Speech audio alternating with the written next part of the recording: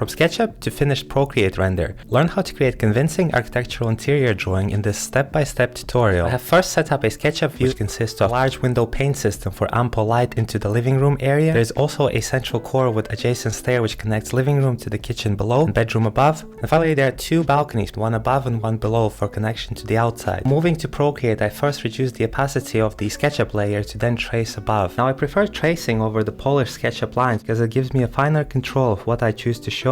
Sketch is also a bit more forgiving, so I don't have to be that precise with details. I chose the pencil aesthetics because it gives a softer kind of feel to the drawing. And I also like Francis Ching's approach where he uses a ruler and a pen, and that gives a really nice aesthetical finish to the drawings that he produces. And I will alternate between the drawing assist being turned on and off so that I can add the details where necessary and then have the outlines of the larger objects much more neatly represented. When it comes to level of details, I try to avoid clusters of the lines so that the viewer's eye is not drawn to a particular area. I also like texturing a bit larger than it would be in reality. For example, for these timber panels over here and the floorboards, I like to exaggerate that so that the eye is not drawn to those areas too much, but at the same time to still convey the texture of those planes. And then I use the thicker pencil brush, and it forces me not to overdo the details. At this first pass as well, I choose layers to control the depth. So for example, this window at the back is on its own dedicated layer, and I choose to reduce the opacity of that layer for extra depth. So you can see, as much as possible, I can try to have as many objects as possible on different layers, so it gives me more control over how I organize my drawing. For the second pass of this drawing, I used markers, and I like to use markers stylistically because it adds an extra texture to the drawing. I use this marker brush for that, which has a texture applied to it. By the way, if you're interested in the type of markers I use, below is the download link to access them. And rather than using marker continuously to fill in a region, I like to use marker in straight lines so that the overlapping areas form a texture of the drawing.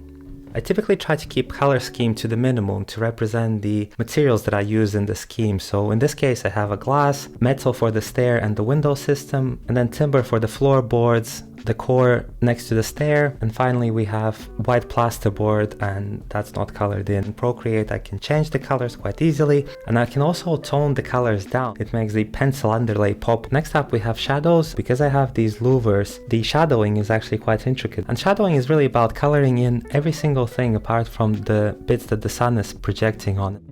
And I could stop right here, but if I wanted to push this one step further, I can then add pastel texture over here to sort of indicate the softness of the light coming from the windows, and I can add the reflections to the floors as well as the highlights, the contact shadows, highlights to the glass, and then finally small touches here and there, soften the corners of some of these furniture bits. At this point I can also choose to, make some bits of this brighter. And if you're looking to improve your drawing skills, then check out another example of an interior drawing workflow breakdown over here, and also an exterior rendering tutorial right over here. I hope you enjoyed this video, and I will see you in the next one.